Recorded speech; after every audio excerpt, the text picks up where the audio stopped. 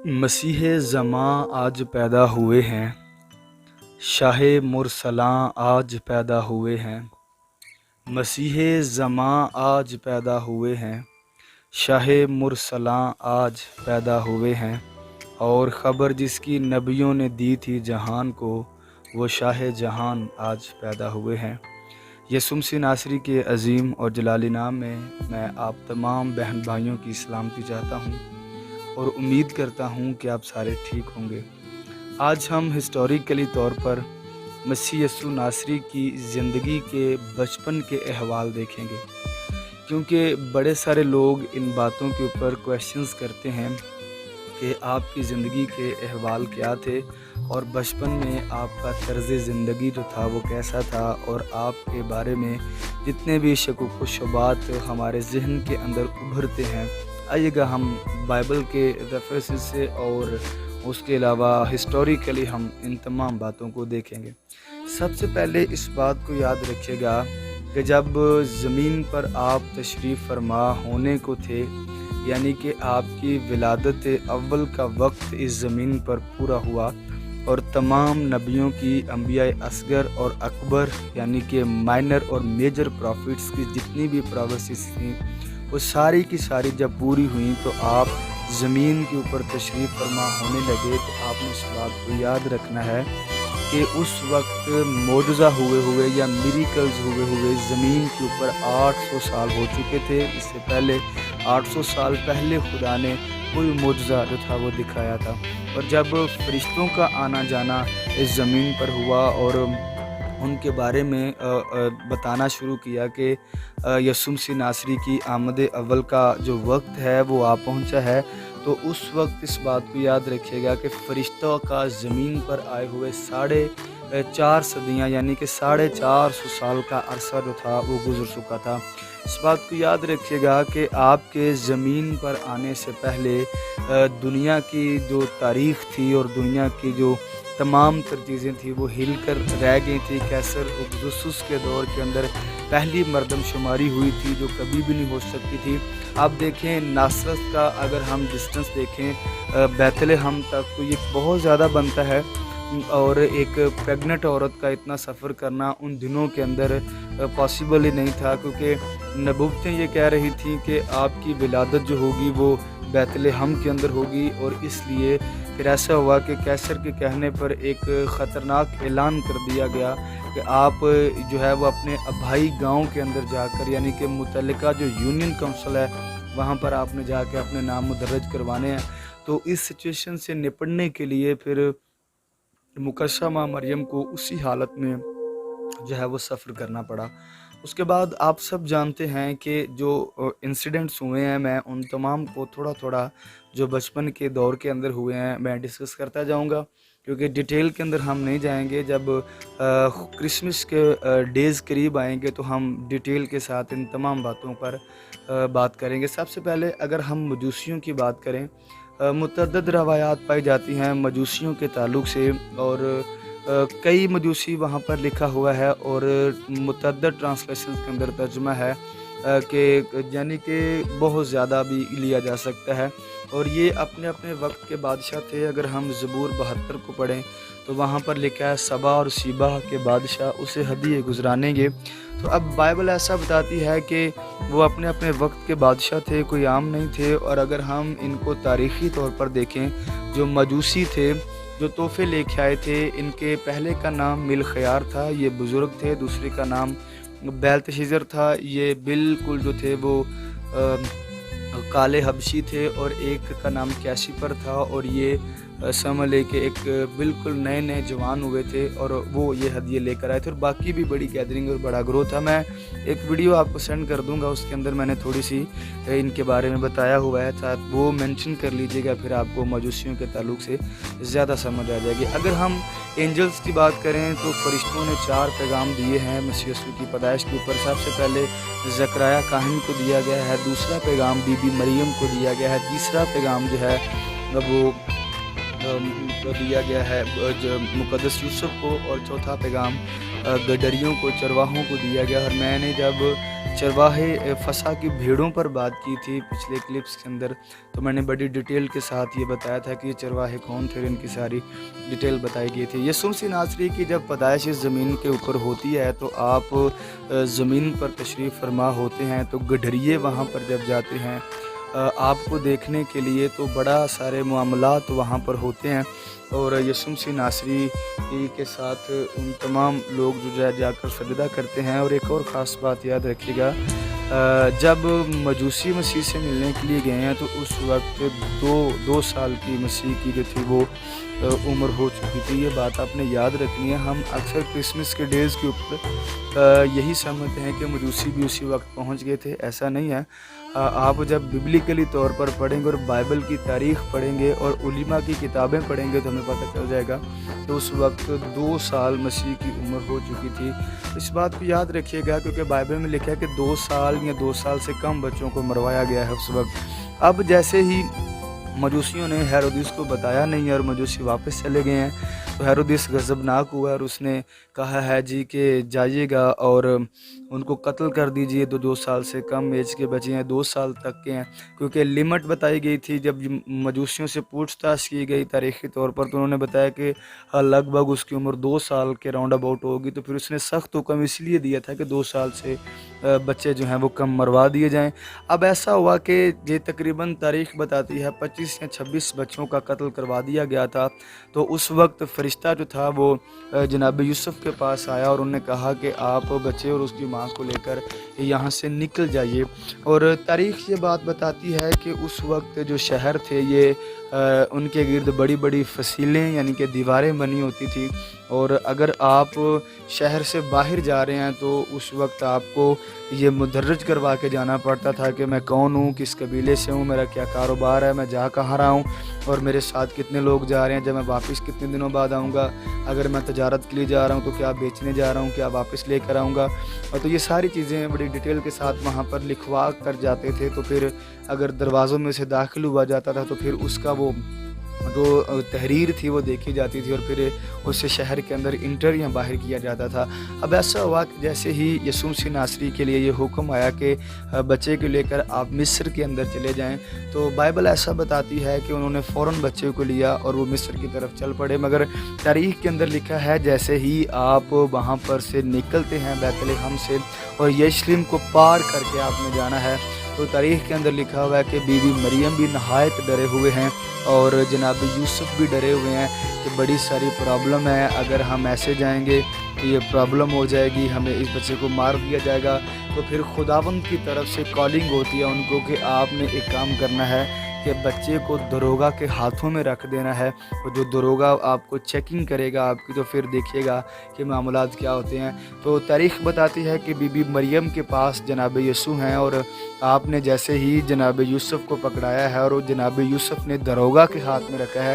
اچھا، دروگا کی نظریں ایک طرف تھیں، وہ کوئی کسی کی چیز کو دیکھ رہے تھے، اور حضور انور ان کی گود کے اندر آ گئے، اور تاریخ بتاتی ہے کہ جیسے ہی ان کی نگاہ حضور انور کے رخسار مبارک کے اوپر، آپ کے چہرے کے اوپر پڑتی ہے، جس کے بارے میں اکثر کہتا ہوں کہ تیرا روپ زمانے دے سب سونیا تو بھی سونا ہے، لکھا ہومن شانہ والے تیرے جانا ہونا ہے۔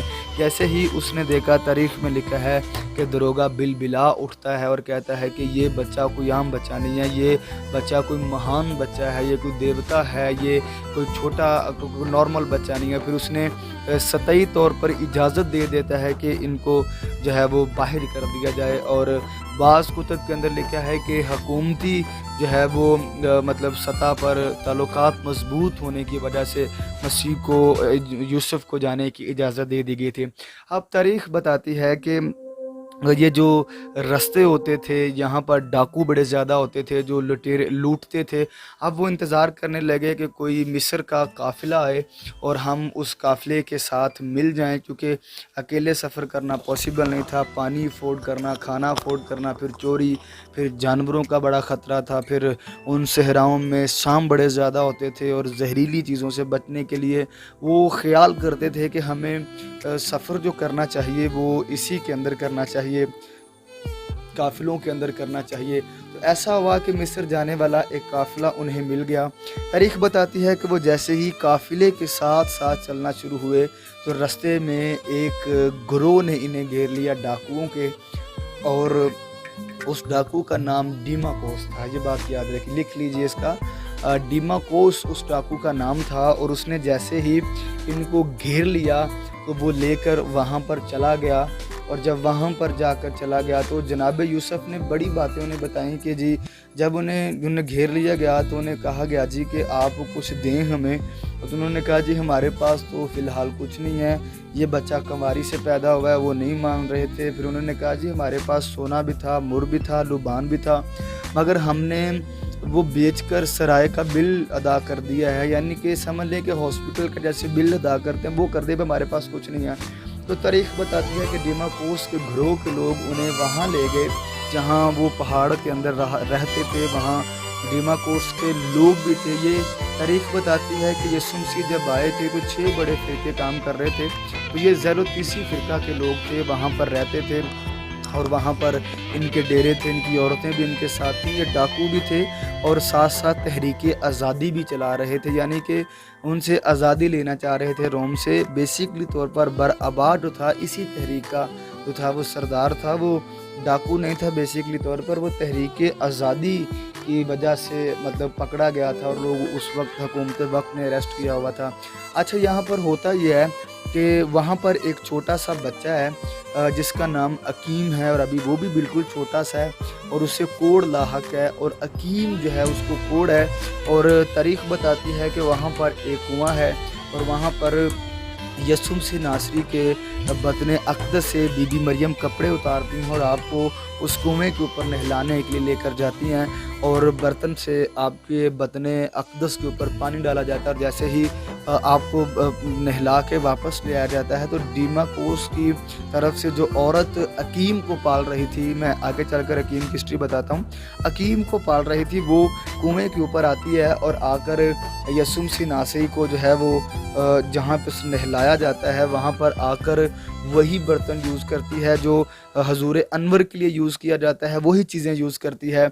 और तारीख़ में लिखा हुआ है कि उसने जैसे ही बर्तन से पानी से भरा हुआ बर्तन अकीम के ऊपर डाला है, और अकीम का सारा कोढ़ जाता रहा है, और वो बिल्कुल जो है वो ठीक हो जाता है, और उनके ऊपर रक्त तारी हो जाता है। वो यूसुफ से पूछते हैं ये कौन है बच्चा, और फिर वो बताते हैं कि इस बच्चे का नाम यीशु रखा गया है, ये कंवारी से पैदा हुआ है, ये आने वाले वक्त में मसीह होगा, मुझे फरिश्तों ने गाइड किया। तो फिर उन्होंने बाअदब तरीके से तारीख़ बताती है कि मिस्र तक बीबी मरियम को, जनाब मसीह को और यूसुफ को छोड़कर आए हैं। आइएगा अकीम की तरफ बढ़ते हैं।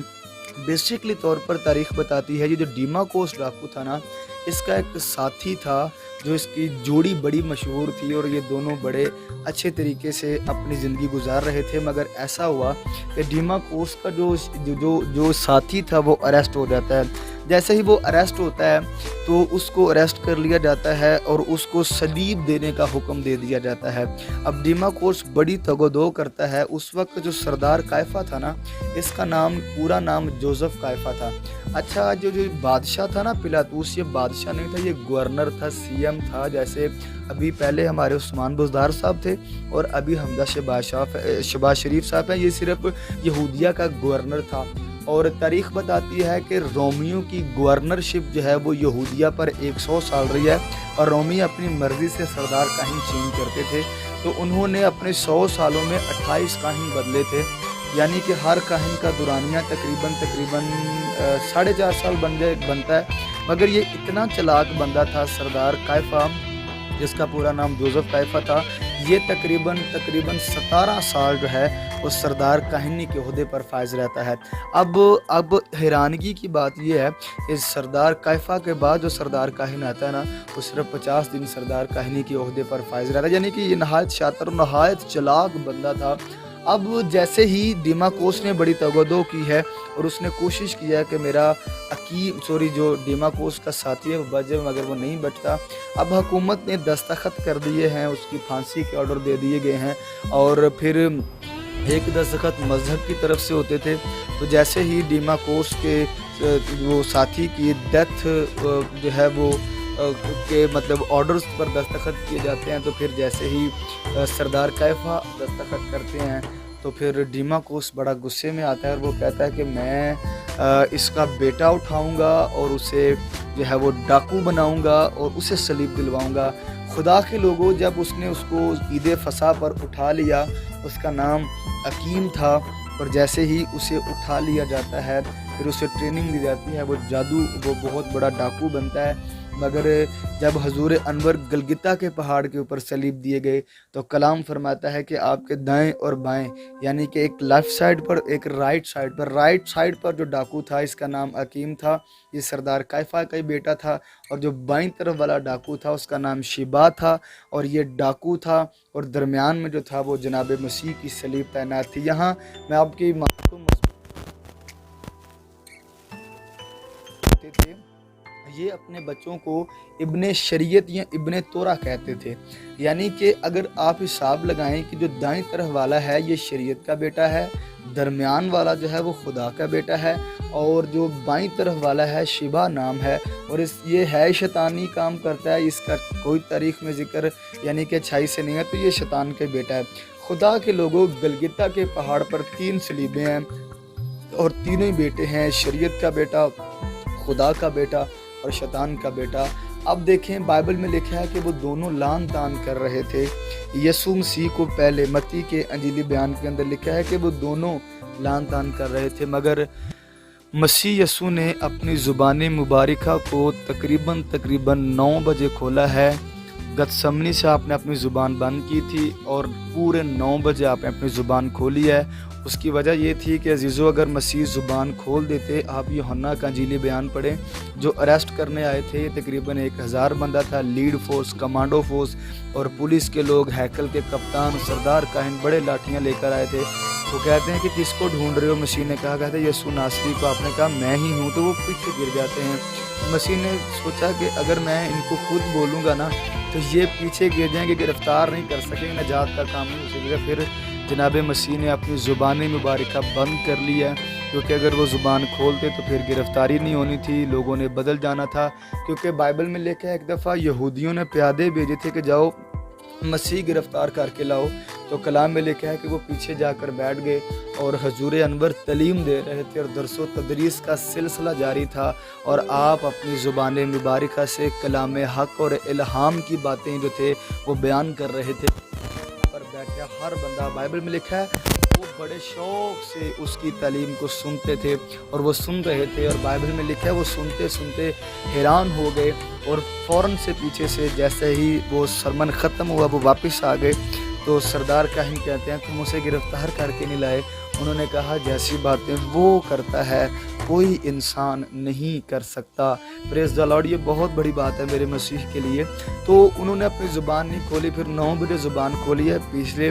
پہلا کلمہ 9 بجے تھا، دوسرا کلمہ تقریباً 10:30 بجے اور تیسرا 11 بجے۔ میں کبھی بتاؤں گا آپ کو ہسٹری کے کب یہ کلمے ہوئے ہیں، یعنی کہ 1.5 گھنٹہ اس نے جیسے ہی مسیح کی گفتگو سنی ہے۔ حکیم جان جاتا ہے کہ فی الحقیقت دنیا کا منجی یہی ہے، اور وہ کہتا ہے کہ یسوع جب تو اپنی بادشاہی میں آئے تو مجھے بھی یاد کرنا۔ وہ کیا سوچ رہا تھا کہ شاید یہ بندہ مقام پر پہنچے گا تو مجھے بھی اپنی بادشاہی میں لے کر جائے گا۔ تو مسیح نے کہا بیٹا تو میرے اختیار کو دیکھنا چاہتا ہے، تو نہیں جانتا کہ میں کون ہوں؟ میری بادشاہی ازل سے بادشاہی ہے، میں ازل سے بادشاہ ہوں۔ یہ نہیں ہے کہ مجھے روم نے جکڑا ہوا ہے اور میں صلیب پر ہوں تو میرا اختیار ختم ہو جاتا ہے۔ میں آج بھی تم سے کہتا ہوں کہ تو آج ہی میرے ساتھ فردوس میں ہوگا، تجھے کہیں جانے کی ضرورت نہیں ہے، یعنی کہ مجھے میرے آنے کی ضرورت نہیں ہے۔ میں جب چاہوں، جہاں چاہوں، جہاں سے چاہوں کسی کو بھی میں مختار جنت بنا سکتا ہوں، کیونکہ آسمان کا بھی اختیار میرے پاس ہے، زمین کا بھی اختیار میرے پاس ہے، نادیدی مخلوقات کا بھی، دیدی مخلوقات کا بھی اختیار میرے پاس ہے۔ بیٹا میرے اختیار کو تو نے دیکھنا ہے تو سن لے اس بات کو، سیکھ لے اس بات کو، پہچان لے اور سوچ لے تو آج ہی میرے ساتھ فردوس کے اندر ہوگا۔ خدا کے لوگوں، وہاں پر 3 صلیبیں ہیں، ایک حکیم کی ہے، یہ شریعت کا بیٹا ہے، درمیان میں حضور انور کی ہے، آپ خدا کے بیٹے ہیں، پچھلے اس طرف شیطان کے بیٹے کی صلیب ہے۔ تینوں ہی مر جاتے ہیں اور آج بھی تینوں ہی مرے ہوئے پڑے ہیں، اور دونوں مرے ہوئے پڑے ہیں۔ ابلیس بھی مر گیا، شریعت بھی مر گئی، خدا کا بیٹا بھی مر گیا۔ مسیحیوں، گڈ نیوز ہے آپ کے لیے، بائبل میں لکھا ہے کہ وہ تیسرے دن قبر اور موت پر فتح پا کر جی اٹھا۔ ابلیس بھی مرا ہوا ہے۔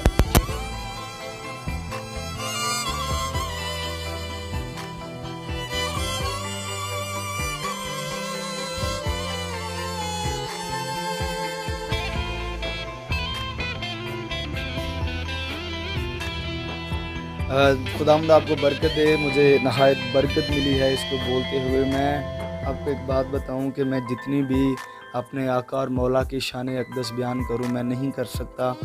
میں آخر میں یہی کہوں گا کہ زندگیاں ختم ہوئیں، قلم ٹوٹ گئے، تیرے اوصاف کا ایک بھی باب تمام نہ ہو سکا۔ خدا آپ کو برکت دے۔